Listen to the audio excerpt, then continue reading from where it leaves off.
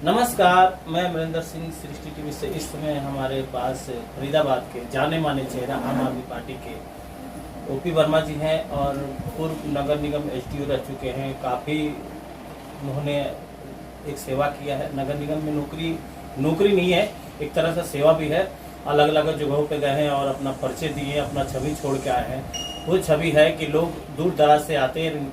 आज भी ये अपने एसडीओ पद पे ना रह के भी काम कराते रहते हैं। अलग अलग जगहों पे नल जल योजना का कहें, कहीं नाली का कहें, कहीं सीवर का समस्या हो, आज भी वो फोन एक कर देते हैं और नगर निगम अधिकारी इनके बताए हुए रास्ते से वो काम कर देते हैं। तो आज भी जानेंगे। वर्मा जी नमस्कार। नमस्कार। हमारे सृष्टि टीवी न्यूज चैनल में स्वागत है। आज हमारे स्टूडियो में आप आए हैं, बैठे हैं। कुछ जो आज जिस तरीके से हमारे देश में हलचल चल रहा है, जिस तरीके से कोरोना महामारी में लोग गुजरे हैं, लॉकडाउन में बाहर जो नेता थे वो अपने घर में रहे, बाहर नहीं निकले, वो मंजर जब हमें याद आता है तो लगता है कि क्या हो गया। बड़े बड़े नेता, बड़े बड़े बातें करने वाले बीजेपी नेता हैं, बड़े बड़े, आप हरियाणा में बीजेपी की सरकार है, बात करेंगे कि लॉकडाउन में कोई भी चेहरा सामने नहीं आया। एक तो आया एनजीओ आया, कोई ट्रस्ट आया, रोटरी क्लब आया, जिन्होंने 2-4 दिन का रोटी बांटा। उस विषय से लेके अब तक आपने देखा, और इस बारे में आप क्या कहना चाहते हैं कि फरीदाबाद में जिस तरीके से हलचल चल रहा है, आज तक विकास हुआ नहीं, सिर्फ बातें हुई, इसके बारे में? सबसे पहले मैं सृष्टि न्यूज का बहुत धन्यवाद करता हूँ, जो जनता की समस्याओं को, हमारी कमजोर आवाज को दूर तक पहुंचाता है। जहाँ तक बात आई कोरोना काल की, वो कोरोना काल का बड़ा दुखद समय था, बड़ा दुर्भाग्यपूर्ण था। एक तो कुदरत की तरफ से कोरोना आया था, और जहाँ जनप्रतिनिधि थे, जो लोग राजनीति से जुड़े थे, समाज से जुड़े थे, तो मैंने अक्सर देखा जो हर आदमी दूसरे आदमी की मदद ज़रूर कर रहा था। इंसानियत जिंदा थी, समाज के लोग भी काम कर रहे थे। परंतु जो जनप्रतिनिधि होता है, जनता उनकी संतान होती है, उस वक्त तो जनप्रतिनिधियों को स्वयं मानना पड़ेगा। उन्होंने अपनी जान बचाने के लिए अपने आप को छुपा लिया था, और सड़कों पे हमारी जनता, हमारा शहर के लोग, हमारे जो भी देश के लोग भी कह सकते हैं, सब अपने आप को लवारिस महसूस कर रहे थे। बड़ा दुखद समय था। परमात्मा करे और वो कोरोना का जो संकट है फिर कभी संसार में, हमारे शहर में, देश में कभी ना आए। और जहाँ तक बात है, कोरोना जब गया, जैसे एक बाढ़ जाती है तो अपने निशान छोड़ जाती है, तो कोरोना ने हमारी जहाँ तक शारीरिक स्वास्थ्य पर चोट आघात किया, साथ ही साथ हमारे जो आर्थिक थे व्यवस्था थी उसको भी चरमर आ गई।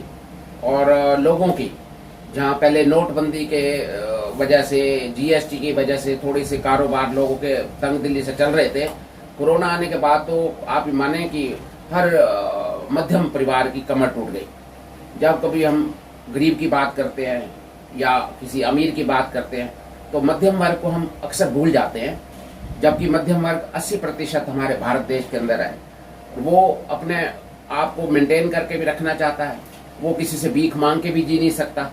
तो गरीबों को जहाँ तक हो सका मध्यम वर्गों ने सेवा की, समाज के अन्य वर्गों ने सेवा की, सरकारों ने भी एक छोटा प्रयास जरूर किया। और जहाँ तक मध्यम वर्ग थे, परिवार थे, वो उनके साथ बहुत जो है बिल्कुल सोचिए आप सौतेला व्यवहार हुआ। ना तो उनको किसी प्रकार की उस समय में सहायता दी गई, ना ही जिनके आज दुकानें बंद हो गई, उद्योग बंद हो गए, हमारे युवा बेरोजगार हो गए, उनको किसी तरीके का मरहम आज तक लगाया नहीं गया। और कोरोना काल का जो है बड़ा गहरा छाप छोड़ कर गया, और ये बता कर गया कि जो जनप्रतिनिधि भविष्य में चुने आप लोग, वो संवेदनशील होने चाहिए, लोगों के दर्द को महसूस करें। वो जो इस प्रकार के संवेदनहीन और जो बिल्कुल निर्दयी लोग हैं, जो समाज में जब संकट आता है लोगों के दुख दर्द तकलीफों को खुद महसूस भी नहीं कर पाते और अपने आप को कैद कर लिया उन लोगों ने, ये बड़ा जो है जनता इस बात को समझ चुकी है। और जहाँ तक शहर की बात आप करते हैं कि बड़ी व्यवस्था, पानी, सीवर, ये तो किसी से छुपा हुआ नहीं है। कभी बारिश आएगी तो लोग चलना मुश्किल हो जाएगा, मिक्स पानी सीवर से पीने पे मजबूर रहते हैं लोग। सड़कें सारी टूटी हुई हैं, नाली नाले आज भी खुले हुए रहते हैं। जहाँ गुड़गांव, नोएडा, दिल्ली शहर विकसित हो रहे हैं। आज हमारा फरीदाबाद बिल्कुल पिछड़ता जा रहा है। चाहे झुग्गी झोपड़ी के क्षेत्र हों, उनकी विकास कार्य नहीं, उनको मूलभूत सुविधाएं नहीं मिलती, चाहे वो सेक्टर के एरिया हों, चाहे वो नहर पार के जो नए हमारे क्षेत्र बस रहे हैं, वहाँ पे करोड़ों रुपए के एक्सटर्नल डेवलपमेंट चार्जेस लिए गए और उनको भी मूलभूत सुविधाएं आज तक नहीं दी और बेचारे आवाज उठाते हैं सड़कों पर। और बड़े एक तो काम नहीं होते लोगों के, और दूसरी दुख की बात यह कि कुछ सुनने वाला भी नहीं है। और 5 साल पहले जो पार्षद मेयर सब बने थे, वो 10 फरवरी को अपना जश्न मना के खुश होकर चले गए, और उसके बाद से भी हमारा नगर निगम आज लवारिस पड़ा है। और बीजेपी जो है सत्ता में पार्टी है, समय समय पे अपना सर्वे करती है, उसको रोज लगता है मैं हार जाऊंगी, पार्टी हारने के भय से चुनावों को धकेल रही है। हमारी आम आदमी पार्टी, हमारे संयोजक अरविंद केजरीवाल जी, हमारे जो हरियाणा प्रभारी डॉक्टर सुशील गुप्ता जी हैं, सभी लोग अपने चुनाव की सब तैयारी हम लोगों ने कर ली है। और जैसे दिल्ली में नीतियां हैं, दिल्ली में जो हमारी आम आदमी पार्टी ने वादे किए, बिजली पानी में रियायतें दी, बिजली में भी 200 यूनिट की छूट दी, पंजाब में भी इसी प्रकार की सेवा कर रही है निम्न गरीब लोगों की। इसी तरीके से फरीदाबाद के लोगों को बहुत राहत मिलेगी, खास तौर पे गरीब लोगों को, झुग्गी झोपड़ी क्षेत्र को, कॉलोनी के लोगों को। साथ में अब हम मेयर बन जाते हैं और 45 पार्षद हमारे बनेंगे। मैं मेयर के रूप में यहाँ आपके बीच में आया हूँ, और आप देखेंगे जैसे लोगों के नक्शे पास नहीं होते, वो सब नक्शे आसानी से पास होंगे। लोगों को पीने का पानी नहीं मिलता, उसकी रेन्यूएबल की एक ही हमने स्कीम चलाई हुई है, जो मैं जब कार्यकाल में था नगर निगम में। उसके बाद आज 6 रेन्यूएबल की और बननी थी, वो नहीं बनी। झीलें हमारी आसपास की सब सूख गई। हमने 100 से ज्यादा रेन वाटर हार्वेस्टिंग के पॉइंट बनाए हुए हैं, एक भी वर्किंग नहीं करता है। जहाँ नगर निगम अधिकारी उदासीन है काम करने में, तो जो जनप्रतिनिधि हैं, जिनकी बड़ी जिम्मेवारी मैं मानता हूँ, वो बिल्कुल ये सोचते रहते हैं कि हम चुनाव के लिए पैसा कैसे इकट्ठा करें, टिकट को फिर कैसे खरीदें। व्यापारीकरण हर पार्टियों में हो चुका है, और फिर आने वाला चुनाव है, उसमें पैसा खर्चे और फिर किसी तरीके से प्रलोभन दे के या जैसे भी करके सत्ता को काबिज हो जाए, फिर लोग फिर बेचारे जो है फिर अंधेरे में चले जाते हैं। तो अब इस बार मैं जनता से प्रार्थना करता हूँ, सजग रहे, सचेत रहे, किसी लोग प्रलोभन में ना पड़े, अच्छे सच्चे व्यक्ति को चुने जो आपको लगे कि ये शहर की सेवा करेगा, किसी पार्टी का हो, किसी का भी हो, फरीदाबाद के लिए अच्छा बने और फरीदाबाद को जो है, जो इस टाइम उजड़ा हुआ है, उसको पुनर्निर्माण कर सके। और मैं आपको पूर्ण विश्वास देता हूँ, वचन देता हूँ कि फरीदाबाद का पूरा आज के नई टेक्निक से हम उसका विकास करेंगे, फिर से औद्योगिक नगरी स्थापित करेंगे। मेरे पास 65 परियोजनाएं हैं, उनको जमीन पे उतारा जाएगा, और फरीदाबाद का जो नाम है और जो भारत के और मानचित्र पे उभरता हुआ आपको दिखेगा। जिस तरीके से आप नगर निगम एसडीओ रहे और आपने रिटायरमेंट के बाद कुछ नहीं सोचा, आज के आप दिमाग में ऐसा क्या बात आया कि आज आप आम आदमी पार्टी में जुड़े? क्या मन में आपका ख्याल आया?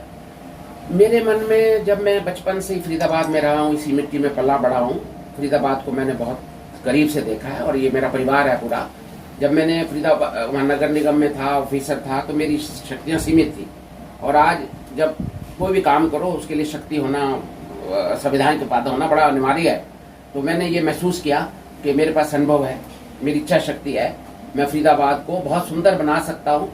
और लोग भी मुझे यहाँ पर फरीदाबाद परिचित हैं, मैं अनजान नहीं हूँ, बच्चा हूँ इस फरीदाबाद का।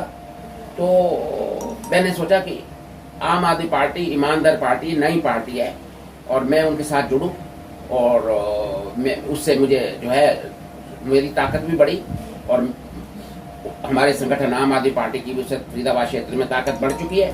और अब आने वाले टाइम में बीजेपी हो, कांग्रेस हो, कितनी भी शक्तिशाली सत्ताधारी ताकतें हों, तमाम जनता ने उनको बिल्कुल रिजेक्ट कर दिया है, जड़ से रिजेक्ट कर दिया है, क्योंकि उन्होंने कुछ नहीं किया पिछले सालों में। तो अब आम आदमी पार्टी में विश्वास जता रही है हमारी फरीदाबाद की जनता, और मेरे को अपना यहाँ का फरीदाबाद का पहले से ही मुझे अपना मानती है, और मैं पूर्ण विश्वास करता हूँ मुझे आशीर्वाद देगी, और मैं मेयर के रूप में यहाँ स्थापित होके और फरीदाबाद के लिए वो सब करूँगा जो आपकी इच्छाएं हैं, आकांक्षाएं हैं। मैं आपकी हर उम्मीद पे खरा उतरूंगा। मैं इसके लिए आपको आश्वासन नहीं, मैं इसके प्रति प्रतिबद्ध हूँ, वचनबद्ध हूँ, ये सब काम करके दूंगा। और जनप्रतिनिधि इस जो है जिम्मेवारी जब बनता है तो जिम्मेवारियां उसकी होती हैं, अगर मैं काम ना करूं तो मैं अब प्रेस को भी पूरा अधिकार देता हूं, आपके मीडिया के माध्यम से कह रहा हूं, और हर प्रत्येक नागरिक को मैं अधिकार देता हूं, वो आके मुझसे सवाल कर सकता है, मुझे जिम्मेवार ठहरा सकता है। और लेकिन ऐसे व्यक्तियों को मत बनाना जो आज परिवार, राजनीतिक परिवार हैं, जीत गए, अपने घर में बैठ जाते हैं, फिर 5 साल तक त्राही करती रहती है फरीदाबाद की जनता।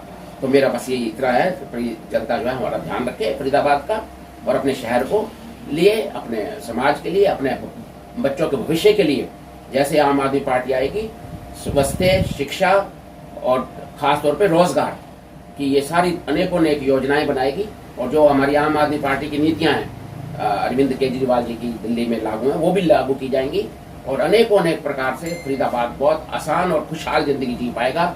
ये मेरा आपके समक्ष पूरा मैं इसके पीछे प्रतिबद्ध हूं और वचनबद्ध। धन्यवाद। मैं अमरिंदर सिंह, सृष्टि टीवी से। इस समय हमारे जो जुड़े थे ओपी वर्मा जी और मेयर पद के उम्मीदवार हैं फरीदाबाद से, और काफी चर्चित में है, और पीछे ये नगर निगम एसडीओ रह चुके हैं, इसीलिए इनके पास लोग आज भी आते हैं। तो अगले वीडियो में इनसे फिर बात करेंगे। मैं अमरिंदर सिंह, धन्यवाद।